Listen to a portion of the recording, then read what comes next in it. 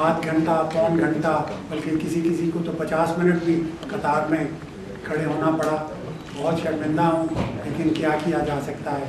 ایسے وینیو کے لیے یہ تو چیزیں قبول کرنا پڑتی ہیں. میں سب سے پہلے ہماری محفل کے صدر جناب آصف جیلانی صاحب کو درخواست کرتا ہوں کہ وہ یہاں تشریف لائیں اور ان کی صدارت کے بعد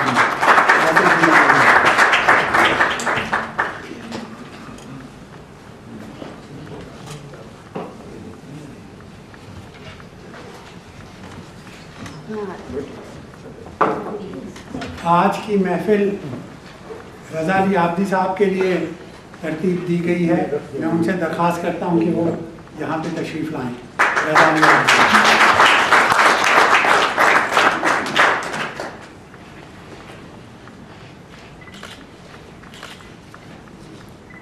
میں آپ درخواست کرتا ہوں تھرڈ ورلڈ سالیڈیرٹی کے روح رواں جناب مشتاق لاشاری صاحب سے کہ وہ تشریف لائیں اور یہاں پہ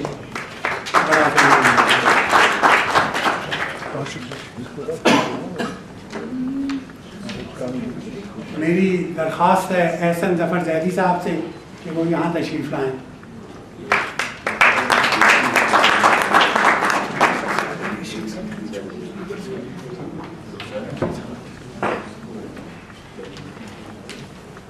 اور میں ملتمس ہوں جناب وکیل لانی صاحب سے کہ وہ یہاں تشریف لائیں ہمارے مہمان خصوصی کے طور پر.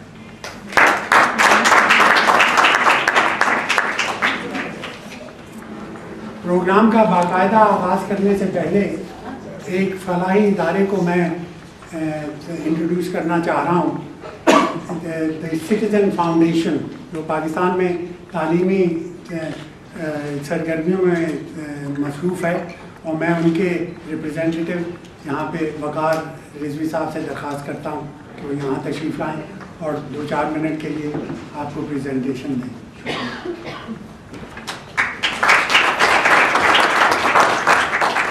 لائٹ بند کر سکتے ہیں.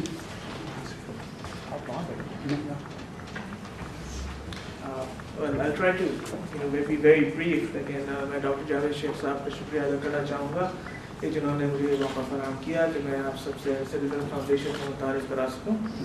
سٹیزن فاؤنڈیشن جیسے کہ ڈاکٹر صاحب نے ابھی بتایا پاکستان میں تعلیم کے حساب سے کے ادارے میں سب سے بڑا فلاحی ادارہ ہے اور اس کی کہانی آج سے تقریباً 19 برس پہلے سن 1995 میں شروع ہوئی جب 4 دوست شاید کھانے کی ٹیبل پہ بیٹھے ہوئے تھے اور انہوں نے فیصلہ کیا کہ پاکستان میں جو مسائل ہیں ان کا ہم تو نہیں مکمل حل تو تلاش نہیں کر سکتے لیکن ہم شاید کچھ کر سکتے ہیں.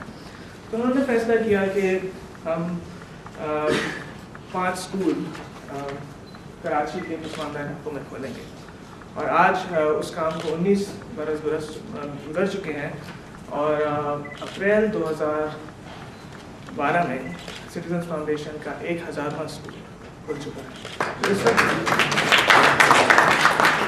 پچھلے 19 سالوں میں سٹیزن فاؤنڈیشن نے تقریباً 1.5 لاکھ بچوں کو لٹرلی سڑک سے اٹھا کے اسکولوں میں پہنچایا ہے. آج سے کوئی 4 یا 5 سال پہلے جس وقت میں نے سٹیزن فاؤنڈیشن میں والنٹیئر کرنے کا فیصلہ کیا تو سب سے پہلے کوئی سوال میں نے خود سے پوچھا تھا وہ یہ تھا کہ وائی TCF سٹیزن فاؤنڈیشن میں وہ کیا خاص بات ہے کہ یہ آرگنائزیشن اتنی تیزی سے ترقی کرتی ہے. اور میرے نزدیک 2 یا 3 چیزیں تھیں جو اس کو خصوصیت ادا کرتی ہیں.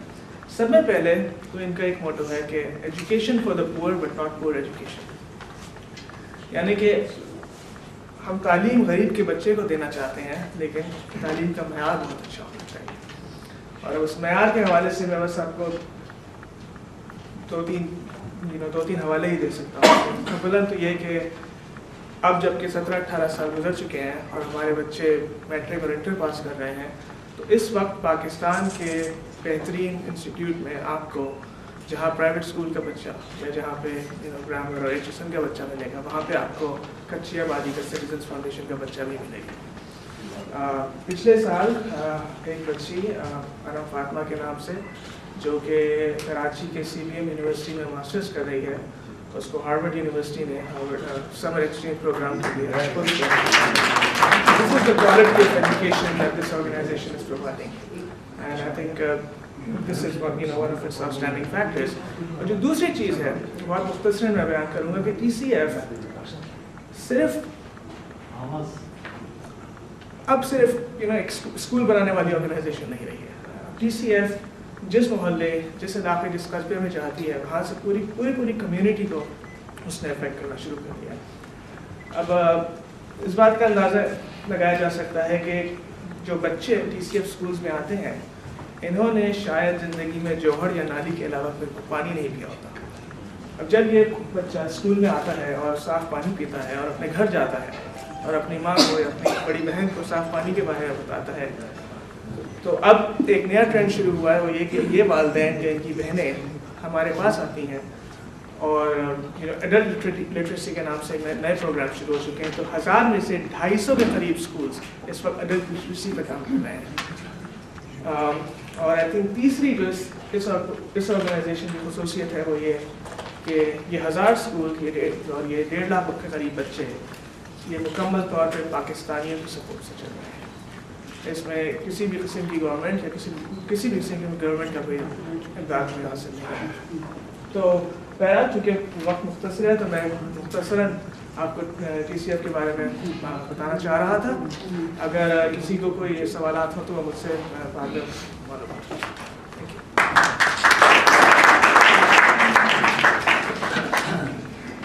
بہت بہت شکریہ وقار.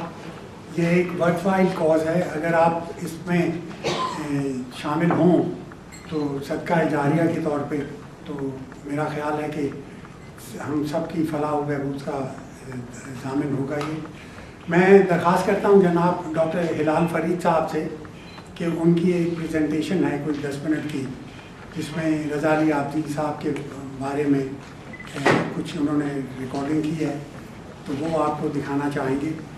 لیکن آپ کی آواز پہنچے گی, فکر مت کریں. میری آواز نہیں, وہ اصل میں کمپیوٹر کی آواز پہنچنی چاہیے. نہیں, یہ تو اگر لے جائیں گے تو خراب ہو جائے نا, پھر اس سے ہم جائیں گے. وہ آپ کوشش کریں لے جانے کی ادھر سے. وہ جو یہ پورا ہو جائے گا, یہ پورا اٹھ جائے گا. کون سا بابا, یہ مائک نہیں ہے, یہ تو ریکارڈنگ کے لیے ہے. آپ یہ مائک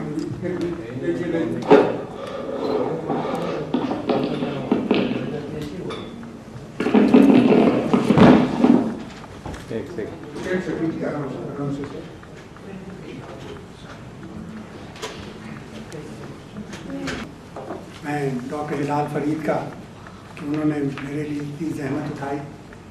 اب میں صدر محترم جناب آصف جیلانی صاحب کی اجازت سے کچھ گزارشات کرنا چاہ رہا ہوں.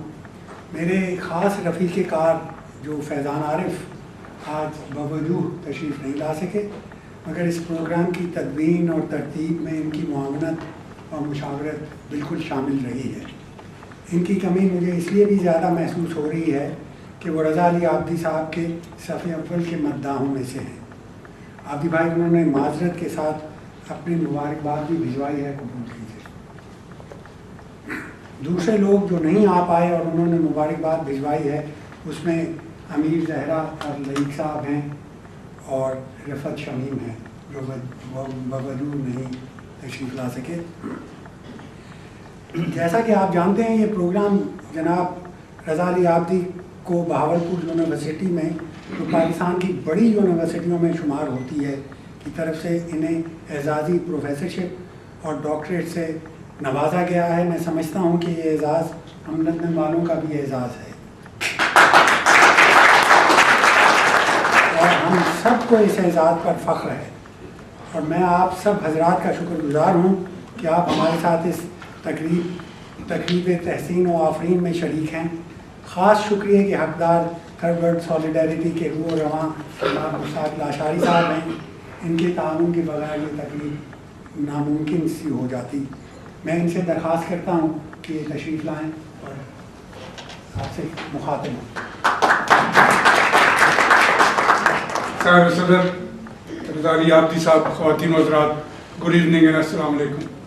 مجھے جب جاوید شیخ صاحب نے کچھ مہینے پہلے کہا کہ یہ پروگرام کرنا ہے تو میں نے ان سے عرض کی کہ میں آج کل زیادہ پاکستان میں رہتا ہوں اور رضا علی عابدی صاحب نے آپ نے مجھے فروری میں وہاں دیکھا بھی اور آپ سے ملاقات بھی ہوئی اور بڑی خوشی ہوئی شاہد احمد کو دوبارہ یہاں دیکھ کے، کیونکہ ہم وہاں کراچی میں لٹریری فیسٹیول میں ان کو روز ملتے رہے. تو میں نے کہا کہ میرے لیے یہ ممکن نہیں ہے، میں آپ کے لیے یہاں فیسیلیٹیٹ کر دوں گا اور آپ یہ فنکشن کر لیجیے گا. انہوں نے کہا جی نہیں، آپ کی موجودگی میں ہونا ہے. تو میں پچھلے ہفتے اسپیشلی رضا علی عابدی صاحب آپ کے لیے حاضر ہوا ہوں اور اس کی وجہ سے مجھے یہاں اتنے بے پناہ پڑھے لکھے لوگوں سے ملاقات کا موقع ملا. جب آج میں یہاں آیا تو میں بڑا لونلی فیل کر رہا تھا کہ اتنے پڑھے لکھے لوگوں میں ایک ایکٹیوسٹ.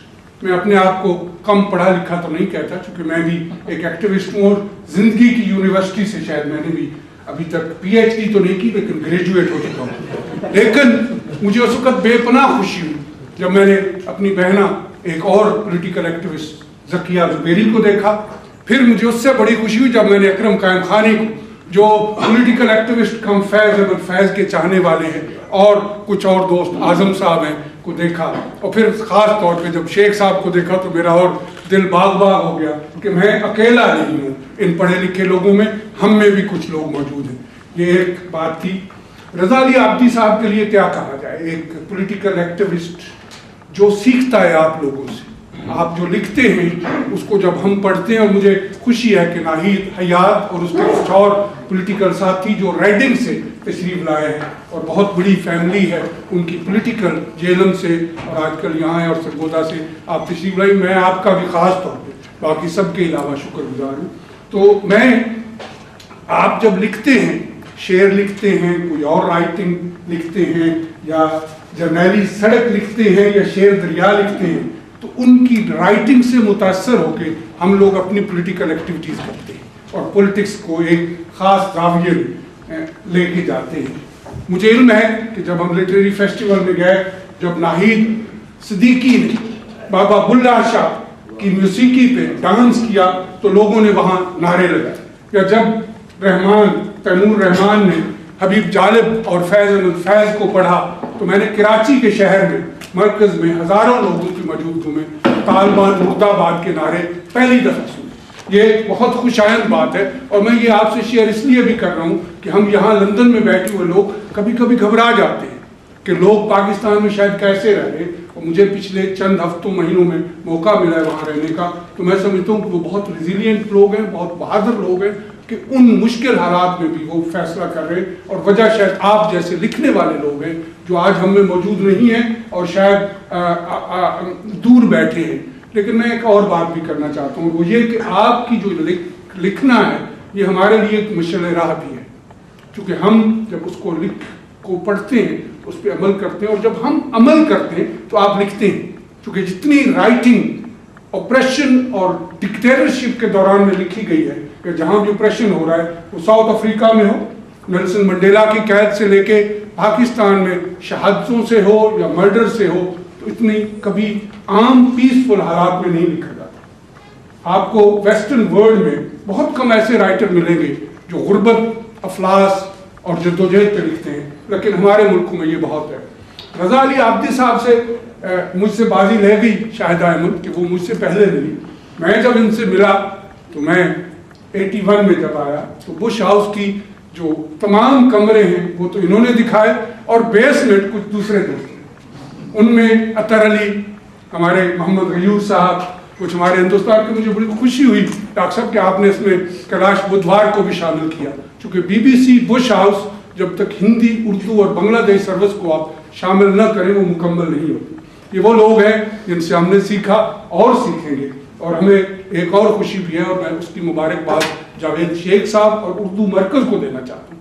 ہماری روایت یہ ہے کہ ہم مردوں کو بہت بڑھاتے ہیں جو ہم میں موجود نہیں رہتے، ان کی بڑی تعظیم اور تقریم اور ان کے جلسے اور جلوس اور برسیاں مناتے ہیں، زندہ لوگوں کو کم مناتے ہیں. تو آج مجھے ایک اور بڑی خوشی بھی ہوئی کہ ہم ایک زندہ، بہت صحت مند اور کئی سالوں تک زندہ رہنے والے آدمی کے ساتھ شام منا رہے ہیں. مجھے امید ہے کہ ہم آئندہ بھی اس طرح کے کام کریں گے. اور ختم اس بات پہ کروں گا کہ میں بھی ایک زندہ شخص کے ساتھ اپنا ایک اینول ڈنر کر رہا ہوں 12 اپریل کو، اور آپ سب کو دعوت دیتا ہوں، خاص طور پہ الوی صاحب اور بیگم صاحبہ کو، تو راشدہ بہن کو. ایک 96 साल के नौजवान के साथ मैं एक इवनिंग मना रहा हूँ 12 अप्रैल को लाहौर, और वो आपका साथी है, ब्रिटिश सिटीजन है, मेजर लैंगलैंड्स उसका नाम है, जो यहाँ से 1 जनवरी 1944 में हिंदुस्तान गया ब्रिटिश इंडियन आर्मी में, और वहाँ से फिर 14 अगस्त को पाकिस्तान आ गया और आज तक वहीं है। और आप इस बात पे हैरान होंगे कि उसका ट्विन ब्रदर ब्लैकपूल में है। अगर आप लाहौर नहीं आ सकते तो ब्लैकपूल जाके जॉनी से मिल लीजिए, चूंकि जॉनी और जाफरी दोनों जो हैं वो पाकिस्तान से बेपनाह मोहब्बत करते हैं। हमें चाहिए कि हम जिंदा लोगों को भी अप्रिशिएट करें अगर उन्होंने किसी काम में बहुत अच्छा काम किया, और ये सिटीजन फाउंडेशन वाले तो मुबारकबाद के मुस्तहक हैं, और हमने कोशिश करके खाने वाले में स्कूल बनवाया भी है। हम कोशिश करेंगे कि आइंदा भी इसकी सपोर्ट करें। और फिर एक दफ़ा आप सब दोस्तों का शुक्रिया, आप आए, तशरीफ लाए, और रज़ा अली आब्दी साहब के साथ ये शाम मनाना मेरे लिए एक ऑनर और प्रिविलेज है। बहुत शुक्रिया।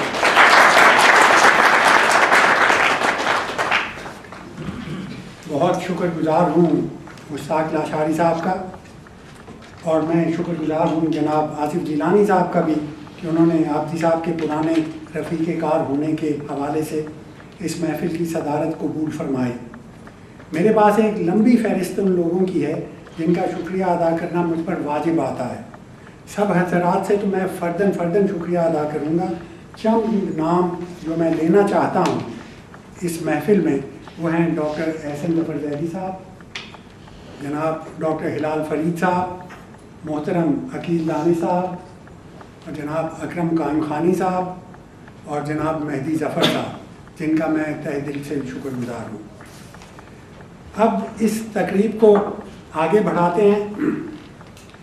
मैं आपकी तवज्जो 19वीं सदी के हिंदुस्तान की तरफ मबजूल करवाना चाहता हूँ। सन 1835 मिर्ज़ा असदुल्ला खान गालिब 37 बरस के रहे होंगे। मुग़ल हुकूमत दिल्ली के किले की 4 दीवारी तक महदूद हो गई थी। अंग्रेज़ एक लिहाज से हाकिम तो थे मगर अभी पूरी तरह हुक्मरान नहीं हुए थे। ऐसे में लॉर्ड मैकॉले ने हिंदुस्तान का दौरा किया और लंदन वापसी पर बरतानवी पार्लियामेंट से खिताब में जो उसने कहा वो मैं आपके गोशगुजार करना चाहता हूँ। तारीख़ यही फरवरी के महीने की 2। ये इस तकरीर का मतन है। तकरीर तो बहुत लंबी है मगर इसमें से मैं सिर्फ मुख्तसर इक़्तिबास पेश करूँगा। लॉर्ड मैकॉले ने कहा कि मैं हिंदुस्तान के तूलो अर्ज़ में गया हूँ और मैंने एक शख्स भी ऐसा नहीं देखा जो भिखारी हो या चोर हो। 1835 दौलत की इस कदर फरावानी जो मैंने इस मुल्क में देखी कहीं और ना देखी ना सुनी, और कदरें इस कदर आला, अदब और भी आला, ज़बान बयान नशिस्त व बर्खास्त, फसाहत व बलागत, आला ज़र्फ़ लोग। मैं समझता हूँ कि हम कभी भी इस मुल्क को महकूम नहीं बना पाएंगे ताकि हम इस कौम की रीढ़ की हड्डी पर ज़रबेकारी लगाएं, यानी इनकी तहजीबी, इनके तमद्दुनी और ज़बान पर वार करें, इनकी तारीख़ी अज़मतों पर हमला आवर हों, इनके निज़ाम तालीम और मकामी ज़बानों को ताराज करें। आगे चल के वो कहते हैं कि मेरी राय ये है कि हम इनके निज़ाम और ज़बान को ऐसे बदल दें कि हिंदुस्तानी ये सोचने लगें कि जो चीज़ बदेशी और अंग्रेज़ी है इनके लिए अच्छी है, और इनकी अपनी इक़्तिदार न सिर्फ कमतर बल्कि पस्त हैं। सिर्फ़ और सिर्फ इसी तरीके से इनके एतमाद को भारी ठेस लगेगी, इनकी अना मजरू होगी, इनकी ज़बान और तहज़ीब व तमद्दुन को धचका लगेगा, और फिर ये कौम वो हो जाएगी जो हम चाहते हैं, यानी मुकम्मल तौर पर महकूम। इक़्तिबास मुकम्मल हुआ। अब ये तारीख़ आपके सामने है।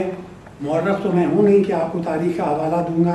आप समझ सकते हैं कि लॉर्ड मैकाले की तजवीज़ और बरतानी हुक्मरानों की इस पर अमल पैराई ने न सिर्फ बर्रे सगीर बल्कि बाकी दुनिया की तारीख़ का रुख भी बदल दिया।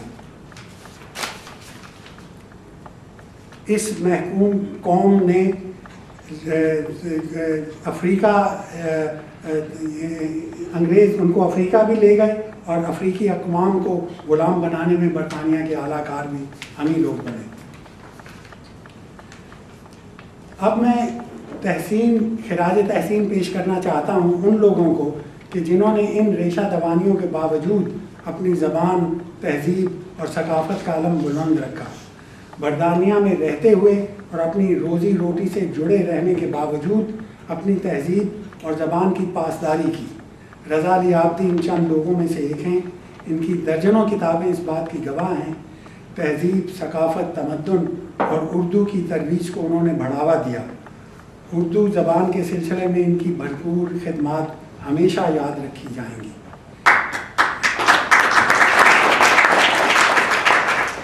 इस महफिल में एक और बात भी उर्दू मरकज़ के लिए बाइस फ़ख्र है कि इसमें मोहतरम रज़ा अली आब्दी की सवाने हयात कलम से आवाज़ तक की पहली मरतबा लंदन में नकाब कुशाई हो रही है।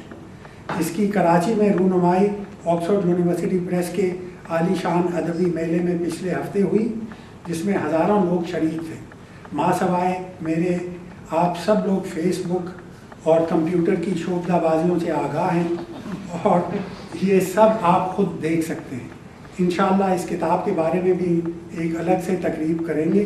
आज इस किताब के दीवाचे को जो जनाब इंतज़ार हुसैन साहब ने लिखा है हमारे अपने राशिद अशरफ साहब आपके सामने पेश करेंगे।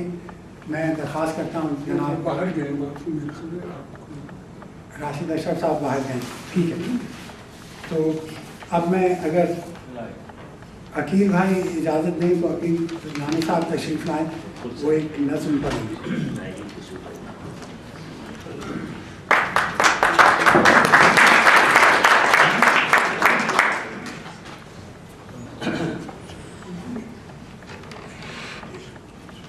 काबिल सद एहतराम हसीन गिलानी साहब, काशारी साहब, जावेद भाई, मोहतरम आबिदी साहब, डॉक्टर ज़फ़र साहब, ख़वातीन हज़रात अस्सलाम वालेकुम।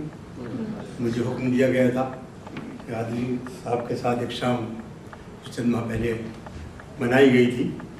उसमें उनकी कुछ किताबों का मंजूम तर्जुमा मंजूम तज़किरा था। वो नज़्म मैं यहाँ पेश कर दूँ। उस नज़्म से पहले मैं चंद अल्फाज कहना चाहता हूँ। भावलपुर यूनिवर्सिटी ने प्रोफेसरशिप और डॉक्टरेट की ऑनरी सनद अता फरमाई आबिदी साहब को। ये आबिद साहब का भी एजाज़ है, हमारा भी एजाज़ है। उसके साथ साथ ये जामिया भावलपुर का भी एजाज़ है कि आबिदी साहब ने इस सनद को कबूल फरमाया। ख़वातीन हज़रात, मोहम्मद अली जौहर के मुतालिक रशीद अहमद सिद्दीकी ने लिखा कि जब वो लिखते थे तो ऐसा मालूम होता था कि शाहजहाँ के जहन में ताजमहल का नक्शा मुरतब हो रहा है। और जब वो लिखते थे तो ये महसूस होता था कि क्रिप्स के कारखाने में तोपें ढल रही हैं। मैंने आबिदी साहब को पढ़ा और सुना और बेख्तियार मुझसे निकला, वो जो बोले तो फूल झड़ते हैं, वो जो बोले तो फूल झड़ते हैं, वो जो लिखे फ़ज़ा महकती है, वो जो लिखे फ़ज़ा महकती है। और एक शाम में तो मैंने गुजारिश की थी कि रास्ते की बातें हैं, आगही की बातें हैं, रोशनी की बातें हैं, ज़िंदगी की बातें हैं। काश ऐसी बातें हम मुस्तकिल सुने दानिश, दिल के कान से सुनिए आबिदी की बातें। ख़वातीन हज़रात, आबिदी साहब के मुताल्लिक़ आपने कुछ चीज़ें यहाँ देखी। मैं एक बहुत मामूली तालिब इल्म हूँ अदब का और ज़बान का। आबिदी साहब के यहाँ जो रचाव है वो बग़ैर मुतालिक़ ही नहीं आता। उन्होंने क्लासिक भी पढ़ा है, जदीद भी पढ़ा है। यहाँ अभी राशिद अशरफ साहब का जिक्र आया। अभी मैं उनसे मशवरा कर रहा था कि लेजेंड का उर्दू में बेहतरीन तर्जुमा किया हो। उन्होंने फरमाया अफसानवी है शख्सियत। मैंने कहा कि मुझे करीब मालूम होता है नाबग़ैर रोज़गार। आबिदी साहब उन नाबग़ैर रोज़गार हस्तियों में से हैं जो फलक कभी कभी मक़सूम करता। नाबग़ैर रोज़गार, नून अलिफ बे गैन और छोटी है और उसके ऊपर हमज़ा भी और नीचे से इजाफा भी।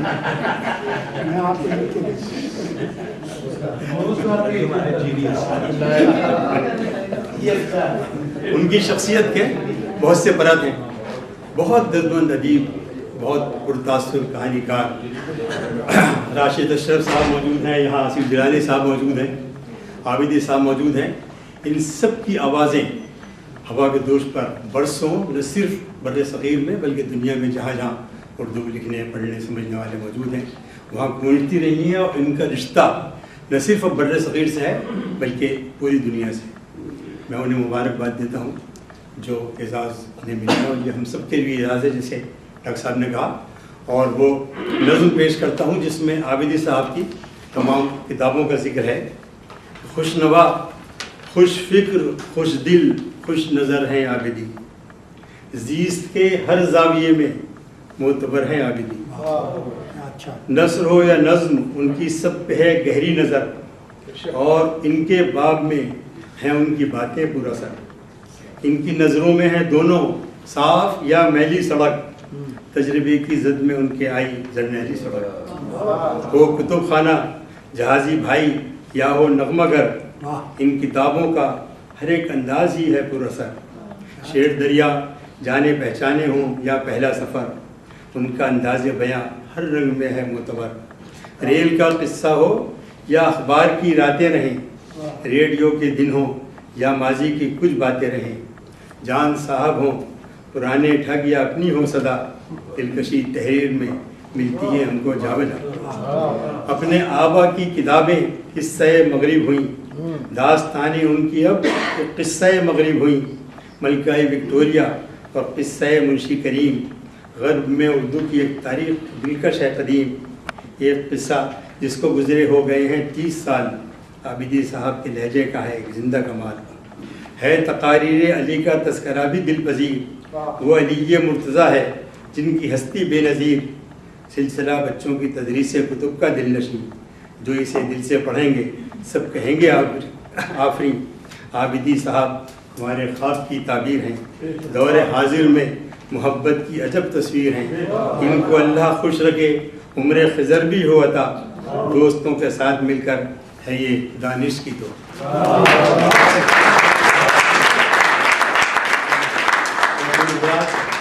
آپ عابدی صاحب کی شخصیت کے متعلق بہت کچھ سنیں گے. میں ان عابدی سے بہت کم واقف ہوں, پورے بر صغیر میں خصوصاً اور اردو دنیا میں عموماً ان کے چاہنے والے موجود ہیں. میں ان عابدی سے بھی واقف نہیں ہوں جن کی درجنوں کتابیں بالکل ہاتھوں ہاتھ دی جاتی ہیں پوری اردو دنیا میں. میں ان عابدی صاحب کو بھی نہیں جانتا جنہوں نے نشریات کا ایک نیا رنگ BBC کو عطا کیا. میں صرف اس عابدی کو جانتا ہوں جس نے میری آنے والی نسلوں کے لیے دل کا خون کر کے کتابوں کا ایک سلسلہ شروع کیا, اور انشاءاللہ یہ انہیں زندہ رکھے گا.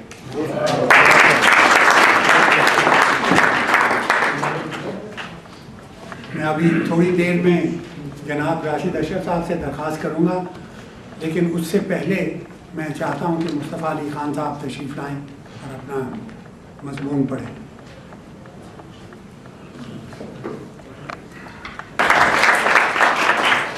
میں نے آج ایک بہت ہلکا پھلکا تھا مضمون اتنی بڑی شخصیت کے بارے میں لکھا ہے, میں آپ کے سامنے پیش کرتا ہوں. میرے ایک دوست کا فون آیا, اس نے پوچھا آج شام کہیں جا رہے ہو؟ میں نے کہا ہاں, میرے ایک بہت ہی عزیز دوست کو خراج تحسین پیش کیا جا رہا ہے, میں وہیں جا رہا ہوں. اس نے پوچھا کون صاحب ہے؟ میں نے کہا ایک صاحب ہیں جو شاعروں سے مل کر اور مشاعروں میں جا کر ہمیشہ اختلاج قلب کی شکایت کرتے رہتے ہیں. مشاعروں میں لوگوں نے انتقام لینے کی خاطر انہیں آج کل کرسی صدارت پر بٹھانا شروع کر دیا. اس نے پوچھا اچھا کیا؟ اس نے کہا اچھا کیا, ایسے لوگوں کے ساتھ ایسا ہی سلوک ہونا چاہیے. میں نے کہا مگر آدمی ٹیلنٹڈ ہے, سمجھو ہر فن مولا ہے. اس نے پوچھا وہ کیسے؟ میں نے کہا کچھ سال پہلے دوستوں کا ایک بڑا گروپ موراکو میں چھٹیاں گزار رہا تھا. ہر شام ایک محفل ہوتی تھی. ایک شام سب کو کچھ نہ کچھ اپنا ہنر دکھانا تھا. جب ان کی باری آئی تو خلبہ نے پتلون کی جیب سے ایک عمر رسیدہ بانسری نکالی اور اس عمدگی سے اسے بجایا کہ وہاں چورسیا کی بجائے اگر پنچ رسیا بھی ہوتا تب بھی بانسری کی تانوں میں اتنا رس نہ گھس سکتا. اس نے کہا بولتے رہو, میں سن رہا ہوں.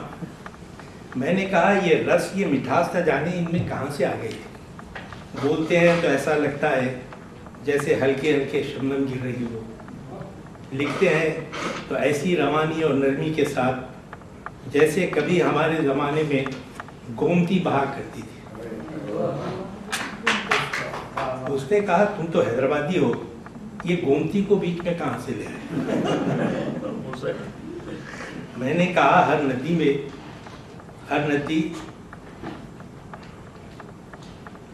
میں اپنی مٹی کی مٹھاس ہوتی ہے اور ہر ندی کا اپنا اپنا جادو ہوتا ہے.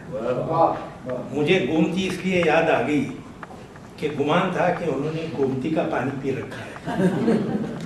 اس نے کہا کیوں فلمی ڈائلاگ مار رہے ہو.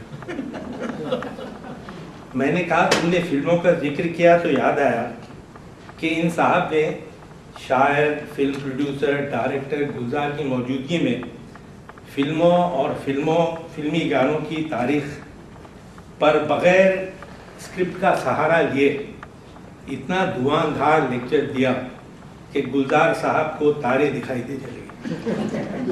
گلزار نے کہا آج سارے بمبئی میں ایک بھی ایسا آدمی نہیں ہے جس کو فلموں اور فلمی گانوں کے بارے میں ان کے جیسی معلومات ہو. اس نے کہا ان کو تو فلم انڈسٹری میں ہونا چاہیے. میں نے کہا تم نے ان کی لکھی ہوئی کہانیاں نہیں پڑھی, ان کے لکھے ہوئے سفر نامے نہیں پڑھے. ان پر خود کئی فلمیں اور ڈاکومنٹریز بن سکتی ہیں. اس نے کہا یار یہ تو بڑی چیز ہے. میں نے کہا ہاں بڑی چیز تو ہے مگر آسمان پر نہیں رہتے.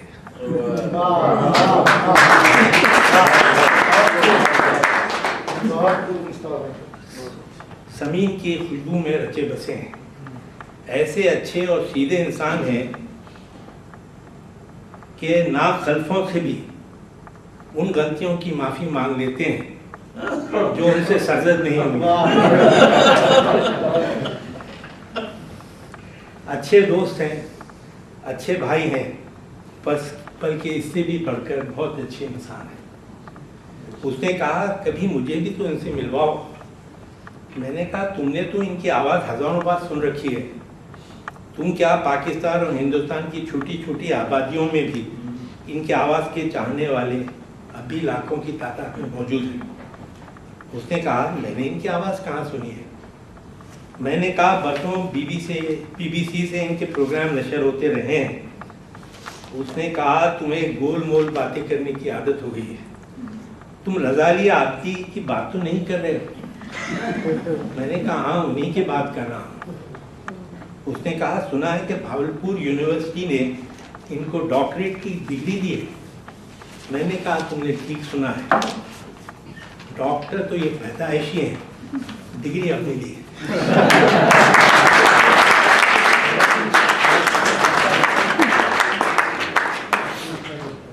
کیا اچھا مضمون مصطفیٰ علی خان صاحب نے عطا کیا.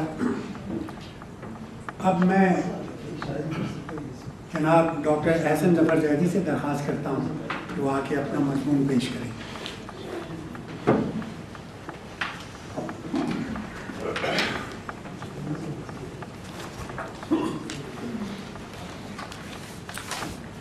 جناب صدر مشاری صاحب, رضا بھائی, ڈاکٹر جاوید شیخ, خواتین و حضرات, جب جاوید بھائی نے مجھ سے کہا کہ رضا علی آبدی صاحب پہ کچھ لکھ دیجئے تو میں سوچتا رہ گیا کہ ایسی قداور شخصیت پر مجھ جیسا طفل مکتب جس نے مولوی محمد اسماعیل میرٹھی کی 5ویں کتاب تک اردو پڑھی ہو. رضا بھائی نے اپنی کئی مضامین میں ان کا ذکر کیا ہے.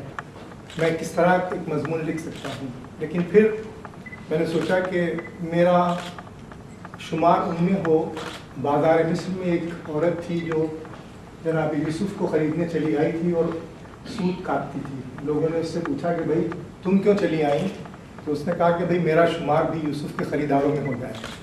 تو میں نے سوچا کہ آج کی شام اگر میں کچھ رضا بھائی کے لیے کہوں گا یا لکھوں گا تو شاید ये ज़माना आज हम लोग देख रहे हैं रज़ा भाई कैसे हैं, ये आपको पता चलेगा आज नहीं बल्कि आइंदा आने वाले सालों में कि रज़ा भाई पे जब रिसर्च होगी, रज़ा भाई की कहानियों के ऊपर जो लोग तबसरे करेंगे, जो कर रहे हैं, तो आपको पता चलेगा कि रज़ा भाई किस शख्सियत के मालिक हैं।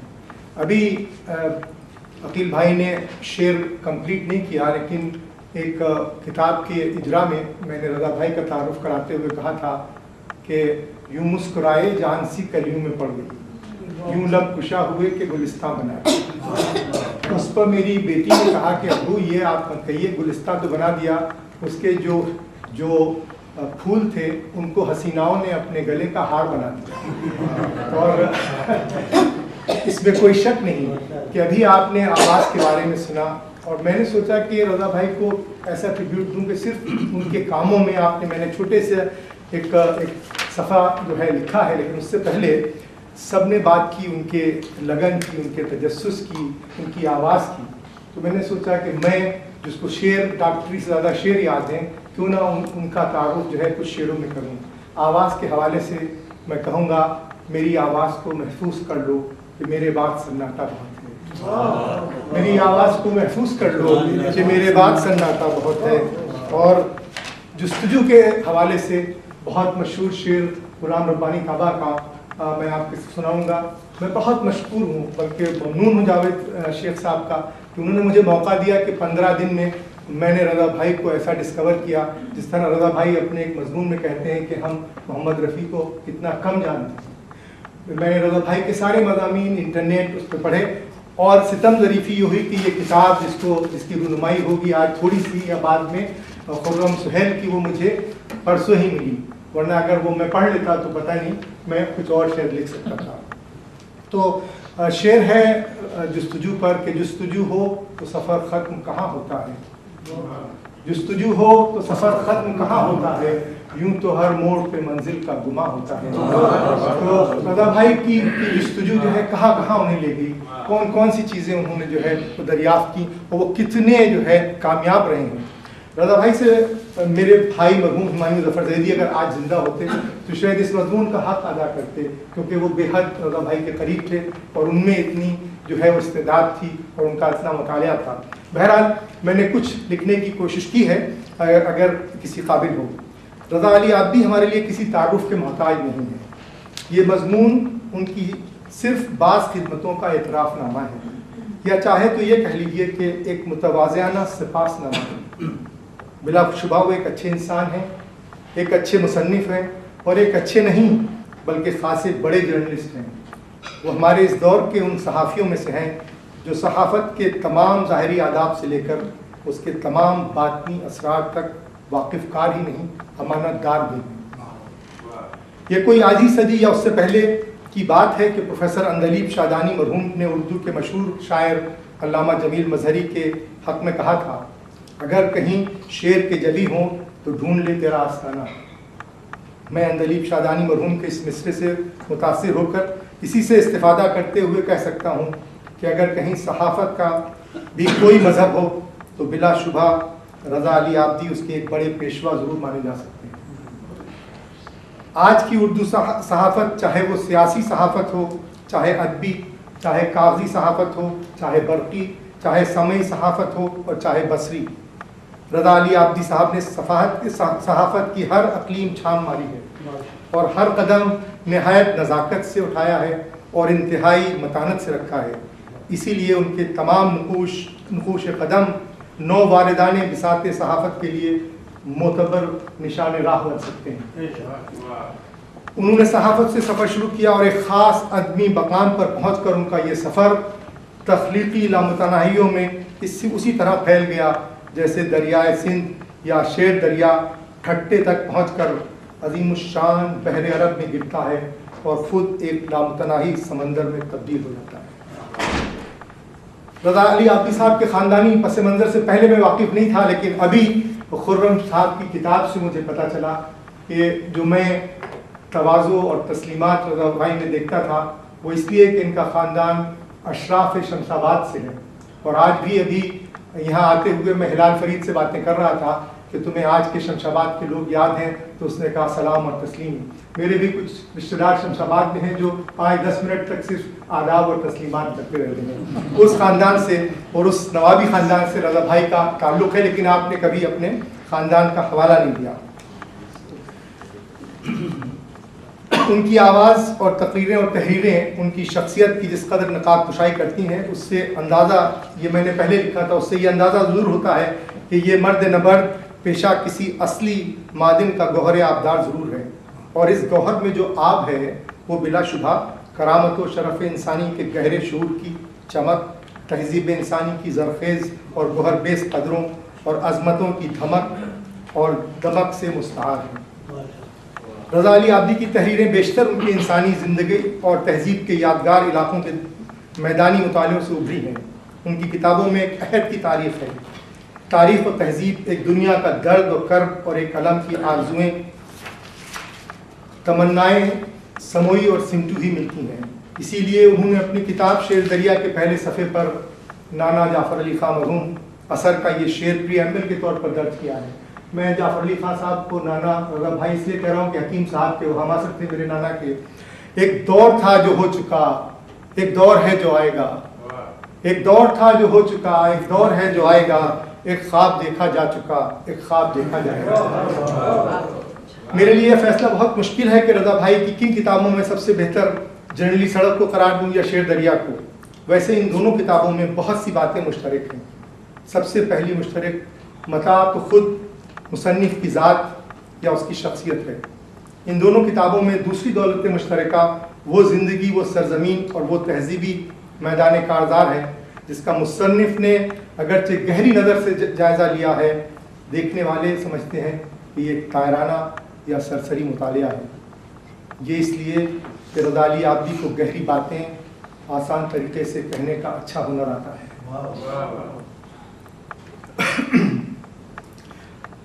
ویسے جرنیلی سڑک یا شعر دریا کے علاوہ ریل کہانی، جہازی بھائی، جان صاحب، ملکہ وکٹوریہ اور منشی عبد الکریم، کتب خانہ، اردو کا حال اور دیگر کئی کتابیں بھی ان کے خوش اسلوب اور شگفتہ نگار زور اور شیوہ بیان قلم سے وجود میں آ کر قارئین سے داد و تحسین حاصل کر چکی ہیں، بلکہ مسلسل حاصل کر رہی ہیں. اردو کی ادبی فضاؤں میں ان کا غلغلہ ابھی بلند ہے، اور ہماری دعا یہ ہے کہ یہ غلغلہ تا دیر بلند رہے اور ہماری آئندہ آنے والی نسلیں بھی ان کی باتوں میں مگن رہ سکیں.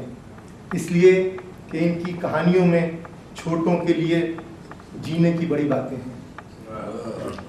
رضا علی عابدی صاحب کی جو بات مجھے سب سے زیادہ پیاری لگتی ہے وہ یہ کہ انہوں نے اپنے ماضی کی ہر مثبت چیز کو اپنے اندر جذب کر لیا ہے، اور نہ صرف یہ کہ اچھی طرح سے جذب کیا ہے بلکہ اسے نئی نسل تک منتقل کرنے میں بھی پوری دل آویزی اور دلداری کا جتن کیا ہے. اس کا سب سے بڑا ثبوت ان کی وہ کتاب ہے جس کا نام ہے حضرت علی کی تقریریں. رضا علی عابدی صاحب نے اس نفیس کتاب میں تاریخ کے سورما شیر خدا حضرت علی کے خطبات کو سہل زبان، آسان لہجے اور عام فہم اسلوب میں پیش کرنے کا یقیناً ایک کامیاب تجربہ کیا ہے. اس کتاب کے ذریعے انہوں نے افلاک کو سماوات تک کو مسخر کرنے والے آہنگ کو بچوں تک کے لیے دلاویز اور دل نشی بنا دینے کا معلمانہ اور مربیانہ فریضہ ادا کیا ہے. یقیناً خدا رضا علی عابدی صاحب کو ان کی تمام خدمت کے لیے بھی خصوصی اجر عطا فرمائے گا. اور آخر میں پھر رضا بھائی کے لیے ہمایوں بھائی کا ایک شعر پیش کرتا ہوں کہ خبر سناتا رہوں گا نئے زبانوں کی، میرے مزاج سے پیغمبری نہ جائے گی. بہت شکریہ.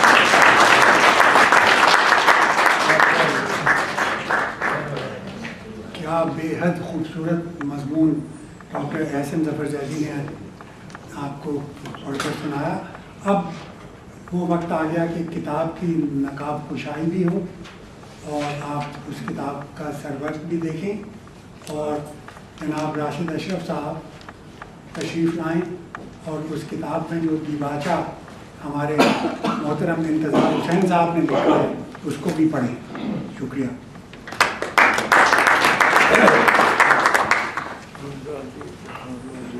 یہ ہے کتاب قلم سے آواز.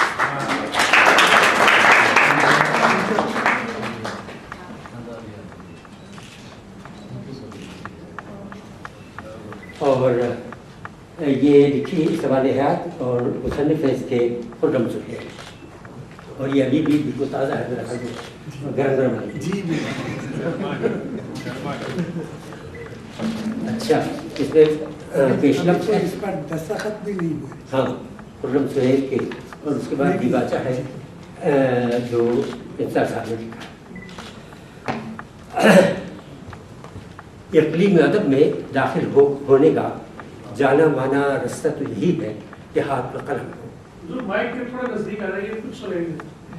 اقلیم ادب میں داخل ہونے کا جانا مانا رستہ تو یہی ہے کہ ہاتھ میں قلم ہو۔ ذہن رسا، جدت تباہ، دل دردمند، سب اپنی جگہ، مگر جب ہاتھ میں قلم ہوگا تبھی تو لفظ لکھا جائے گا، پھر اسے تولا جائے گا۔ مگر یہ سوانح ایسے ادیب کی ہے جو آواز کے راستے اس اقلیم میں داخل ہوا۔ رضا علی عابدی نرالے ادیب ہے کہ نئے زمانے نے جو ایک نیا راستہ جسے ریڈیائی راستہ کہتے ہیں، اس راستے سے ادب میں انہوں نے قدم رکھا۔ ویسے تو ریڈیو میں کتنے آئے، ریڈیو کے تقاضوں کے مطابق انہوں نے پروگرام تیار کیے، انہیں نشر کیا، اس راستے سے سامعین کے دلوں میں گھر کیا۔ یہ ہوائی ادب تھا، ہوا میں ہو گیا۔ ریڈیائی تخلیق کار یہی سمجھتا رہا کہ ریڈیائی ادب کا مقدر یہی ہے۔ اس کے واسطے سے جو مقبولیت جتنے عرصے کے لیے میسر آئی اس میں مگن رہا، مقبولیت اپنا عرصہ پورا کر کے ہوا ہو گئی تو سمجھ کر لیا کہ ریڈیائی مقبولیت ایک دھوپ تھی کہ ساتھ گئی آفتاب تھے۔ انصار صاحب نے یہ پیراگراف میرے بارے میں لکھا ہے، نہیں سمجھا، گواہی دے رہا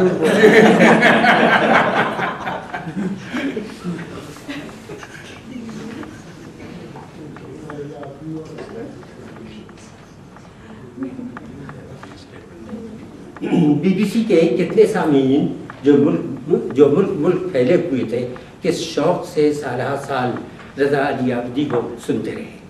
نئے انوکھے تجربے، دل نشین انداز گفتگو، میٹھی آواز، جو کہا دلوں میں اترتا چلا گیا۔ سننے والوں کو یہ مان گمان کب تھا کہ یہ سب کچھ ہوا سے ہوتا ہوا سطح کرتاس پر بھی اترتا چلا جائے گا، اور جب چھپ کر پڑھنے کی دعوت دے گا تو جادو سر چڑھ کر بولے گا۔ رضا علی عابدی بھی ابھی بی بی سی میں تھے کہ ان کی ریڈیائی تخلیقات کتابی صورت میں نمودار ہونے لگیں۔ ریڈیو سے نشر ہونے کی صورت میں انہیں پڑھ لگے تھے کہ دم کے دم میں دیس دیس سنیے۔ شائع ہونے کے بعد انہیں چار چاند لگے۔ ہوائی مقبولیت کو پائیدار ادبی مقبولیت کا شرف حاصل ہو گیا۔ پھر جب بی بی سی سے فرصت ملی تو قلم کاغذ پر روا ہو گیا اور نت نئی تصانیف سامنے آنے لگیں۔ تو رضا علی عابدی اپنے طرز کے نرالے ادیب ہیں۔ ایسے ادیب کی سوانح بھی خالص لکھنے والوں کی سوانح سے مختلف ہونی چاہیے۔ اس سوانح کو تجسس کے ساتھ پڑھا جانا چاہیے، اور سوانح کا معاملہ یہ ہے کہ جس کی سوانح لکھی گئی ہے اس کا اپنا مقام و مرتبہ، اپنا جادو، معاف کیجیے گا، اس کا اپنا مقام و مرتبہ، اپنا جادو ہونا چاہیے۔ مگر جو سوانح لکھ رہا ہے کچھ اس کے بیان میں بھی تو سلیقہ ہونا چاہیے، تو سوانح نگار کا بھی اہل ہونا لازم آتا ہے۔ اس سوانح میں یہ دونوں چیزیں مجھے مل گئیں، مطلب یہ کہ رضا علی عابدی خود بھی اپنے قلم کے ساتھ خوب و مرغوب ہیں، انہیں سوانح نگار بھی ایسا ملا ہے جو اپنے بیان کے ساتھ خوب و مرغوب ہے۔ کس طریقے سے اس بکھری ہوئی ادبی زندگی کو جو ہوائی لہروں سے سطح کرتاس تک پھیلتی چلی گئی ہے سمیٹا ہے، اور کس خوش سلیقگی سے ایک سانچے میں ڈھالا ہے۔ آواز سے قلم تک کے اس رنگا رنگ سفر کو کس خوبی سے بیان کیا ہے۔ رضا علی عابدی کا ادب بھی چپڑی اور دو کا معاملہ ہے، یہ سوانح بھی سمجھ لیجئے اور دو آتشہ بھی۔ ہاں، اس سے ایک حقیقت اور اجاگر ہوئی ہے، پیشوں میں ایسے پیشے بھی تو ہیں جو لکھنے لکھانے پڑھنے پڑھانے کے مشغلے سے متعلق ہیں۔ جو پیشہ ورانہ مزاج رکھتے ہیں وہ بے شک اپنے پیشے سے انصاف نہیں کرتے ہیں، اس حساب سے ملازمت میں ترقی پاتے ہیں، اونچے گریڈ حاصل کرتے ہیں، مگر رہتے ہیں نرے پیشہ واری، یعنی خوب لیاقت دکھائی مگر رہے موچی کے موچی۔ یہ نقشہ آپ کو مدرسی میں، صحافت میں، ریڈیو، ٹی وی میں، ان سب شعبوں میں نظر آئے گا۔ لیکن ہر کام میں اور ہر پیشے میں خواہ ادنا ہو یا اعلیٰ مستثنیات بھی تو ہوتے ہیں۔ سو لازم نہیں کہ ہر اخباری تحریر ہی بن کر رہ جائے اور ریڈیو اور ٹی وی کے لیے لکھی گئی اور پیش کی گئی نگارشات پروفیشنل تحریریں بن کر غدربود ہو جائیں۔ یوں ہے کہ اگر آدمی کے اندر کوئی جوہر ہے تو پیشہ اور مشغلہ اسے باندھ کر نہیں رکھ سکتا، وہ اس پیشے سے نباہ کرتے کرتے اس سے آگے نکل کر اپنا جوہر آشکار کرے گا۔ ارے سب سے بڑھ کر ہماری شاعری میں ایسی مثالیں ہیں کہ چرخے پر بیٹھے سود کاٹ رہے ہیں، مگر سود کاٹتے کاٹتے شاعری کے نام کتنا کچھ کاٹ ڈالا، اور ایسا کہ آج ہم ان کی شاعری کا کلمہ پڑھتے ہیں۔ رضا علی عابدی نے بھی ریڈیائی سود کاٹتے ہوئے ایسا ہی کچھ کہہ کے دکھایا ہے۔ انتظار سے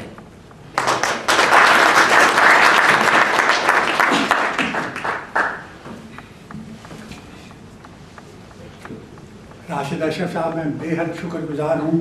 میں نے کل ہی آپ سے یہ فرمائش کی تھی، آج صبح دیکھیے انہوں نے تصحیح کر دی۔ یہ ہماری زبان میں جو بھی خامی ہوتی ہے اس کی تصحیح یہی کیا کرتے ہیں، اور مجھ میں جو خامی ہے اس کے ذمہ دار بھی یہی ہے۔ اب میں جناب رضا علی عابدی صاحب سے درخواست کروں گا کہ محفل کے دولہا یہاں تشریف لائیں اور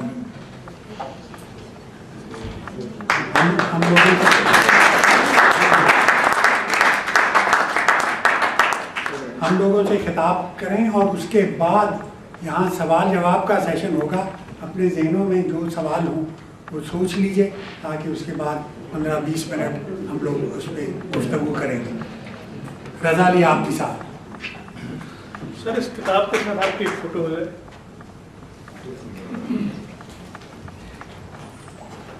خواتین و حضرات تو غیروں کو کہا جاتا ہے، دوستوں، عزیزوں، ہم سفروں، ہم نواؤ، آج میں آپ کے درمیان ہوں، میرے لیے کیسا عزت کا مقام ہے۔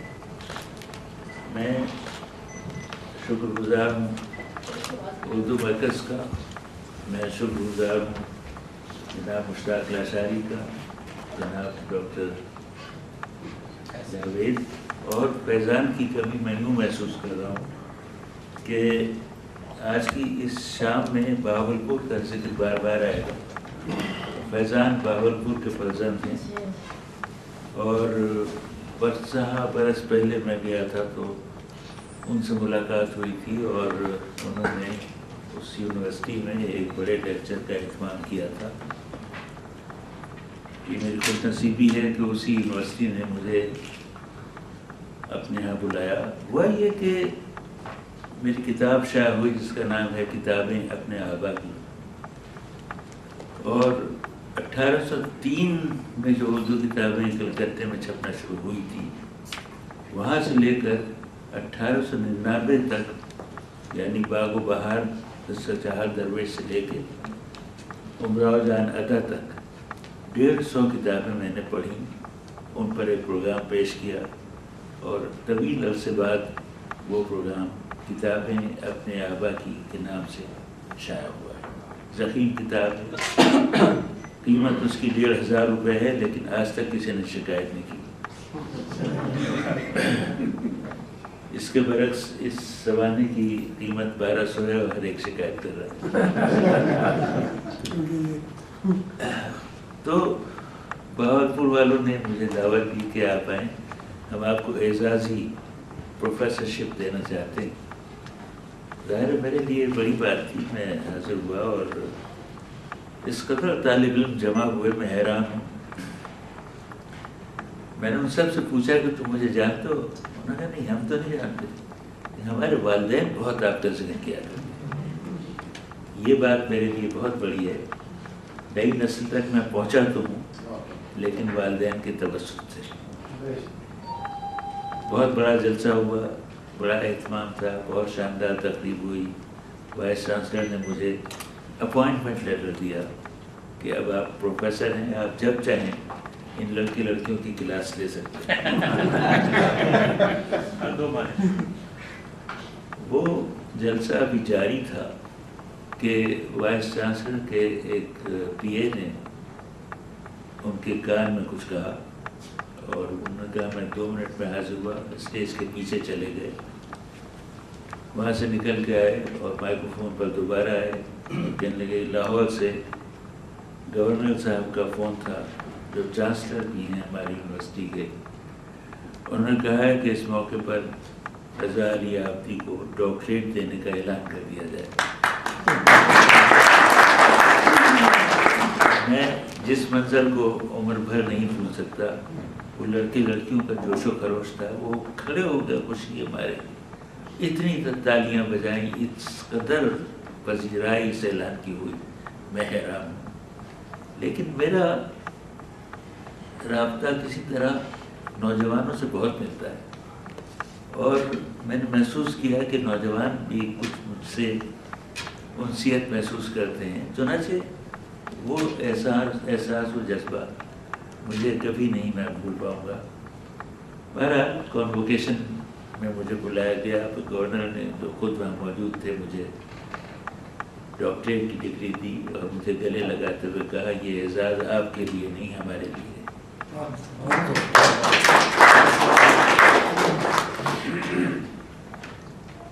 15 سال اخبار میں اور 35 سال سے زیادہ ریڈیو میں, آدھی سے زیادہ عمر سمجھیے کہ ان کاموں میں گزر گئی. مجھے وہ یاد ہے وہ دن جب 1957 میں روزنامہ جنگ کراچی میں شامل ہوا.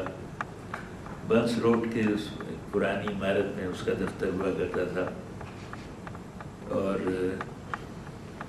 ہر شام میر خلیل الرحمان کے 4 بچے غالباً آتے تھے اور دفتر کی سیڑھیوں پہ بیٹھ کے کھیلا کرتے تھے. شکیل, جاوید, اور میں نام خاص طور سے دوں گا رخسانہ جو اس وقت یہاں موجود ہے. وہ زمانہ کیسا اچھا تھا, کیسا پرسکون زمانہ تھا جب 150 روپے تنخواہ تھی اور دلی مسلم ہوٹل میں 1.5 روپے میں قورمہ اور چپاتی کھا لیا کرتے. سارے دن یاد رہتے ہیں اور وہ دنوں کو بھولنا نہیں چاہیے. دشواریوں کو کبھی بھولنا نہیں چاہیے, ان سے حوصلہ بڑھتا ہے اور شکر ادا کرنے کو جی چاہتا ہے کہ ہم کہاں سے گزر کے کہاں آ گئے ہیں, اور قدرت نے ہمارے سر پہ ابھی تک اپنا ہاتھ رکھا ہوا ہے. میں آپ سب کا شکر گزار ہوں. میرے بارے میں جو باتیں کہی گئی اتنا گنی تو نہیں ہوں, لیکن یہ ہے کہ ابھی میں احباب سے یہ کہہ رہا تھا کہ محنت و مشقت اگر نیک سے کی جائے تو اس کا اجر ضرور ملتا ہے. اور مجھے جو اجر ملا ہے وہ نہ دولت کی شکل میں, نہ شہرت کی شکل میں, نہ عزت کی شکل میں, محبت کی شکل میں.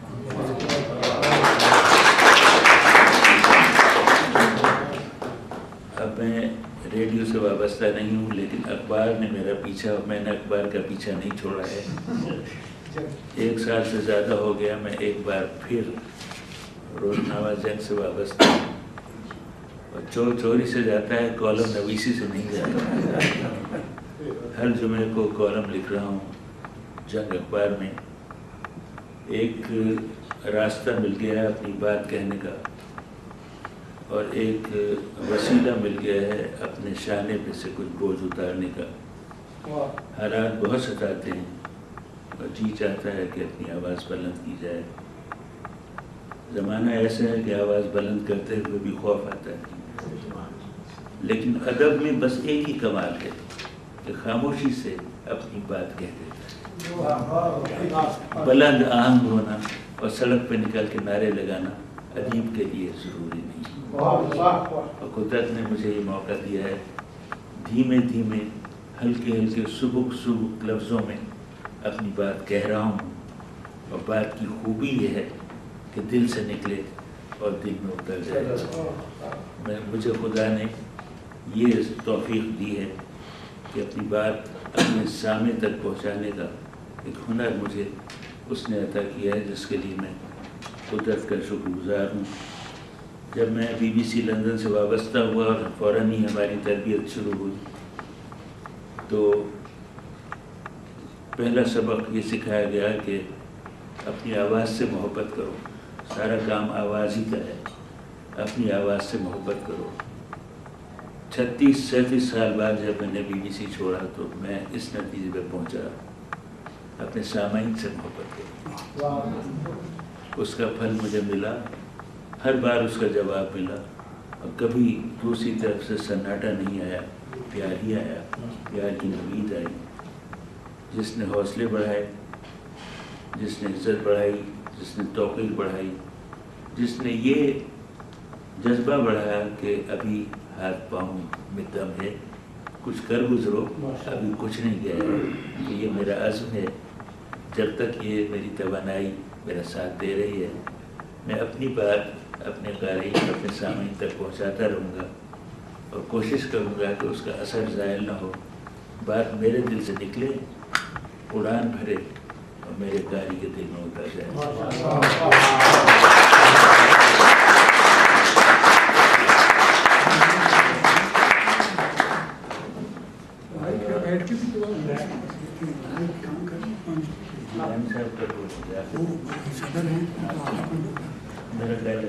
हाँ, मेरा ख्याल है तवानाई की बात कर रहा हूँ, मैं खड़ा रह सकता हूँ।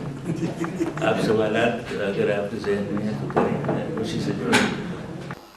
Training dogs to be aggressive, to be in effect killing. कि वो रज़ा अली आब्दी साहब को फूल पेश करें।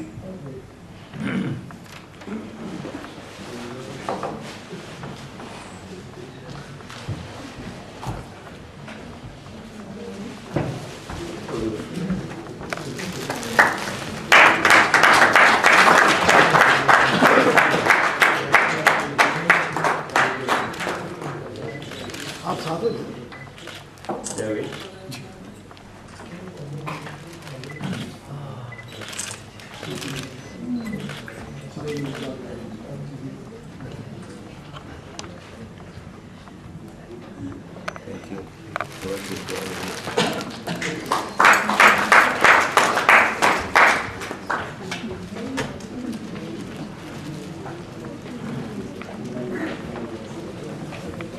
आब्दी भाई बहुत बहुत शुक्रिया, आपकी वजह से ये महफिल कैसी शानदार हो गई और कैसी अच्छी गुफ्तगू आपने फरमाई, हमेशा की तरह।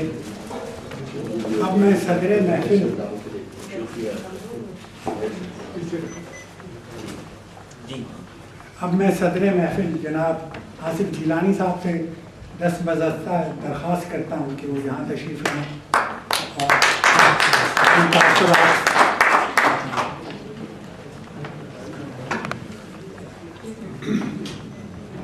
ख़वातीन हज़रात, उर्दू मरकज़ के मौजूदा रूह रवां डॉक्टर जावेद शेख का मैं शुक्रिया अदा करना चाहूँगा कि उन्होंने इस तकरीब का एहतमाम किया और उनकी बड़ी मुझ पर इनायात रही हैं, करम रहे हैं, बल्कि मैं कहूँगा करामात रही हैं कि जिनकी बोझ के नीचे मैं दबा हुआ हूँ, और ये उनकी मोहब्बत है जो वाकई इस दौर में बहुत अनमोल है। मैं रज़ा अली आब्दी को भी मुबारकबाद पेश करूँगा कि उन्हें दोहरा एजाज़ मिला, एक प्रोफेसरशिप का और उसके बाद एजाज़ी डॉक्टरेट का। जब ये खबर शाये हुई तो एक दोस्त ने मुझसे पूछा, रज़ा अली आब्दी से नहीं सवाल किया, मुझसे पूछा कि इस डिग्री के लिए उनके मकाले का मौजू क्या था। मुझे बहुत हंसी आई। मैंने कहा कि एजाज़ी डिग्री के लिए ज़रूरत नहीं होती मकाला लिखने की, बल्कि किसी अपने शोबे में कोई अहम कारनामा अंजाम देने और कोई बड़ी खिदमत अंजाम देने के एतराफ़ के तौर पर ये डिग्री दी जाती है। और वैसे भी रज़ा अली आब्दी ने इतनी किताबें लिखी हैं, इतनी ढेर सारी किताबें लिखी हैं कि यही उनको उनके मुखालिफ तस्वुर किए जाने। और आजकल वैसे भी पाकिस्तान में आम डिग्रियां दी जा रही हैं। जी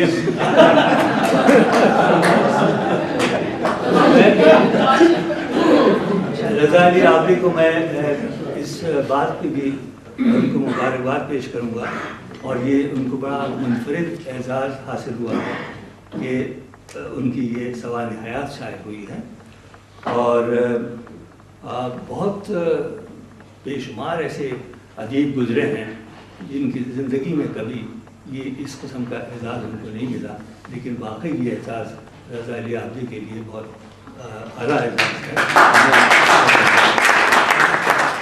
مجھے یاد آیا کہ جب فیض صاحب 60 سال کے ہوئے تو لندن میں اردو مرکز نے ان کی کلیات سارے سخن ہمارے کے عنوان سے شائع کی اور بڑی تقریب ہوئی اس کتاب کی رونمائی کے لیے.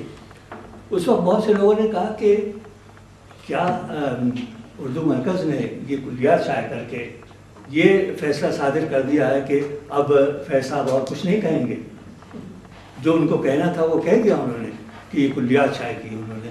بہرحال اس محفل میں پرانی یادیں تازہ ہو گئی مجھے BBC کی, خاص طور پر جب رضا علی عابدی آئے BBC میں نئے تو اس زمانے میں بش ہاؤس میں اردو سروس کے دفاتر 5ویں منزل پہ ہوتے تھے, لیکن ان کو 7ویں منزل پر ایک بہت ہال نما کمرہ ملا. اس میں میں نے بھی ان کے ساتھ کام کیا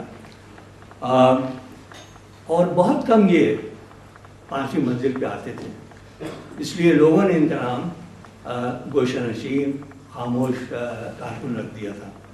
اور واقعی وہاں پر یہ شاید بہت پسند آیا وہ انہیں ہال نما کمرہ, کیونکہ نیچے جو ہیں سب چھوٹے چھوٹے کمرے ہوا کرتے تھے وہاں پہ, کیوبیکلس. تو بڑی خاموشی سے یہ وہاں پر اپنا کام کرتے تھے, بڑی لگن کے ساتھ کام کرتے تھے. اور میرا خیال یہ ہے کہ ان کی کامیابی کا سب سے بڑا راز یہی ہے کہ بڑی خاموشی سے یہ اپنا انہوں نے کام کیا. ہماری طرح نہیں کہ بلا وجہ شور مچاتے ہیں. بہرحال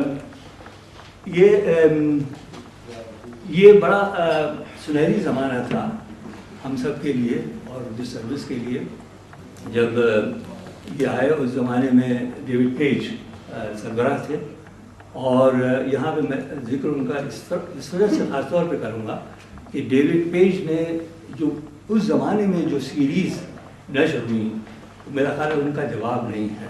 اور ساری کی ساری سیریز کا آئیڈیا جو ہے وہ ڈیوڈ پیج کا تھا, ان کے کتب نامے کی بھی سیریز کا, شیر دریا کا بھی اور جنریلی سڑک کا بھی. اور میرے پر ان کو بڑا کرم تھا کہ انہوں نے مجھے کئی سیریز کی آئیڈیاز دیے. مثال کے طور پر یورپ میں ایشیائی, پاکستان بر صغیر میں جو بڑے بڑے شہروں کے مسائل تھے ان کے بارے میں شہر بے قراں, پھر گاؤں گاؤں بدلتی دنیا, اور پھر وسط ایشیا کا سفر نامہ. تو یہ دور جو ہے وہ واقعی بہت سنہری دور تھا اردو سروس کا, اور اس کو اب بھی میرا خیال ہے لوگ یاد کرتے ہیں اس زمانے کی سیریز کے لحاظ سے. اور میں نہیں سمجھتا کہ اب وہ زمانہ ایسا سنہری دور کبھی آئے گا. اور ویسے بھی BBC جو ہے وہ آؤٹ سورس ہو گئی ہے دلی اور اسلام آباد کے اندر. جیسے میں نے پہلے کہا کہ یہ خاموش اپنے 7ویں منزل پہ بلکہ 7ویں آسمان پہ بیٹھے ہوئے اپنے کام میں لگن رہتے تھے. اس زمانے میں افتخار عارف آئے یہاں پہ اور انہوں نے داغ بیل ڈالی اردو مرکز کی. تو انہوں نے کہا افتخار عارف نے رضا علی عابدی صاحب سے کہ حضرت آپ یہاں کہاں چھپے بیٹھے ہیں, باہر نکلیے. اور اس کے بعد پھر اردو مرکز کی تقریبات میں انہوں نے ان کو مدعو کیا اور اس طرح سے یہاں کے ادبی حلقوں سے اور یہاں کے دانشوروں سے انہوں نے متعارف کرایا. اور یہ بڑی خوشی کی بات ہے کہ آج اردو مرکز اتنے لمبے طویل سفر کے بعد اور 12 برس سفر کے بعد آج ان کے اعزاز میں تقریب کر رہا ہے. اور میں ان کے ساتھ ساتھ معذرت کو بھی بدائی دوں گا کہ اب وہ ڈاکٹر نہیں کہلائی جائیں گی. شکریہ.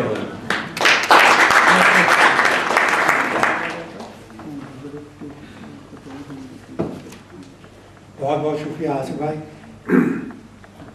At the end, I want to thank both our photographers, Matthew Buxton in particular, and the Geo and the ARY service for covering this. Thank you very much, Matthew. Thank you. آپ سب لوگوں کے لیے درخواست ہے کہ اگر ممکن ہو اور آپ نے ابھی تک ہماری ای میل استعمال نہ کی ہو तो हमें ईमेल कर दीजिए ताकि आइंदा आपको दावतनामे जाते रहें। हमारा ईमेल बहुत ही आसान है, urdumarkazlondon@gmail.com। फातिमा मेरी बेटी उसको देखती हैं, मैं कभी कंप्यूटर के सामने बैठता हूँ। शुक्रिया, बड़ा करम। And often the shepherd would